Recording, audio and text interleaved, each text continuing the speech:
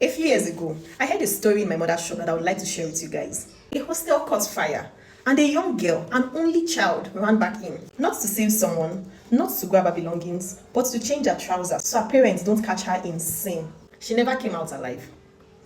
I remember the silence in my mother's shop that day. Everyone asking, why? Why didn't she run? Why didn't she explain later? Why did fear weigh more than life itself? And then I think about my own mother. So grateful for my mother, a woman who believes in discipline and grace. The woman who will beat you with one hand and pull you in with the other hand. You could anger my mother to tears, but you will still find her arms open when the world shuts you out. She's so firm, yet safe. Her rules have roots in the world and not in fear. Because fear doesn't raise children, it ruins them quietly. So I learned from my mother, and in comparison to this story, that we should raise children to fear God and not to fear you. Let love be their compass and not shame. Because one day, they will face fire too. And love is what will lead them out and not fear. I will never forget that story.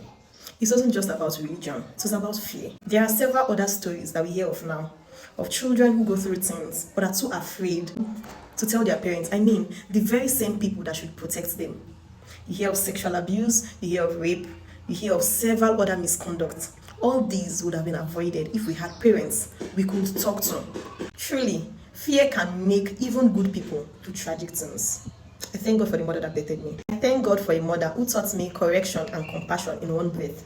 A mother whom I could talk to about that brother that liked me, or the brother that teased me about how beautiful I was, and I was never judged. Some other mothers are so concerned about upholding discipline that we forget to use the other hand to pull our children close. Ask yourself, can my children tell me anything? And if you're someone who couldn't tell your parents everything, you have an opportunity to make it right. Be the person that the children around can tell any and everything. And even when they're in error, they can come to you and say, I made a mistake. How do we go about it? I hope this helps. Bye!